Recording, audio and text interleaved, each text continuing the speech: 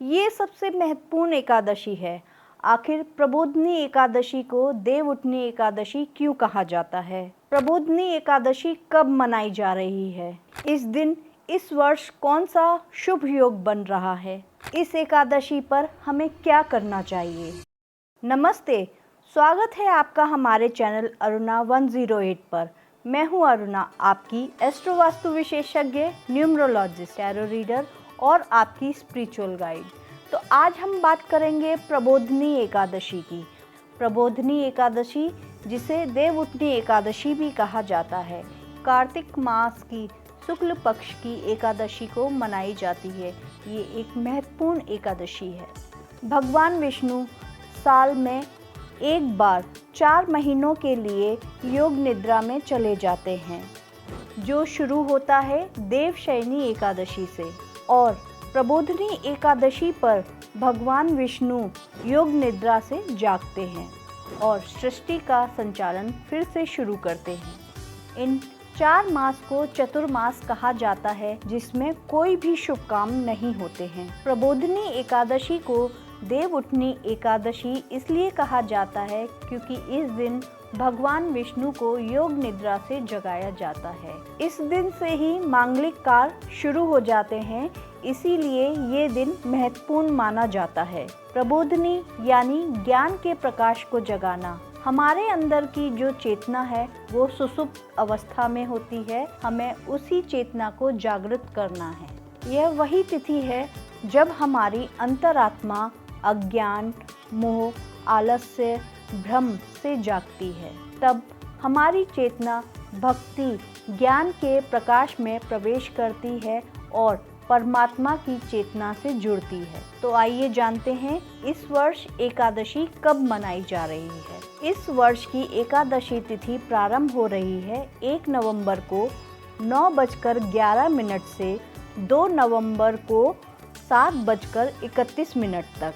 तो उपवास 2 नवंबर को किया जाएगा, क्योंकि 1 नवंबर को जो एकादशी तिथि आ रही है वो 10वीं तिथि में प्रारंभ हो रही है। और पद्म पुराण में इसका वर्णन दिया है कि 10वीं तिथि पर आई हुई एकादशी को ही किया जाता है। कहा जाता है कि गांधारी ने 10वीं तिथि में लगी हुई एकादशी का उपवास किया था, इसीलिए उसके 100 पुत्रों की मृत्यु हो गई। इसलिए 1 नवंबर को उपवास नहीं करेंगे, परंतु चावल भी नहीं खाएंगे, क्योंकि एकादशी के दिन चावल खाना वर्जित होता है। तो 2 नवंबर को उपवास रखा जाएगा। और इस बार जो एकादशी आ रही है वो त्रिस्पर्शा योग के साथ आ रही है। त्रिस्पर्शा यानी 3 तिथियां आ रही हैं, यानी 2 नवंबर को सुबह 7:31 तक एकादशी है। फिर द्वादशी 5:07 तक रहेगी। फिर त्रयोदशी तिथि लग जाएगी। इस प्रकार 3 तिथियां एक साथ आ रही हैं। ये त्रिस्पर्शा योग बहुत ही शुभ माना जाता है, जो बहुत रेयर आता है। ये कई गुना अक्षय फल देने वाला योग है। ये मोक्ष भी प्रदान करता है। तो आइए जानते हैं क्या करना चाहिए इस दिन। इस दिन शालिग्राम जी या लड्डू गोपाल जी की पूजा की जाती है, बट शालिग्राम जी इम्पोर्टेंट हैं। इस दिन भगवान को सुबह उठाया जाता है और शाम को तुलसी जी का विवाह शालिग्राम जी के साथ किया जाता है। इस दिन सुबह भगवान को इस मंत्र के साथ उठाया जाता है: उत्तिष्ठो उत्तिष्ठो गोविंदा, उत्तिष्ठ गरुड़ध्वजा, उत्तिष्ठ कमलाकांतः, त्रिलोक्य मंगलम कुरु। यानी हे गोविंद उठो उठो, हे गरुड़ के ध्वज वाले उठो, हे लक्ष्मी के प्रिय उठो, तीनों लोकों का मंगल करो।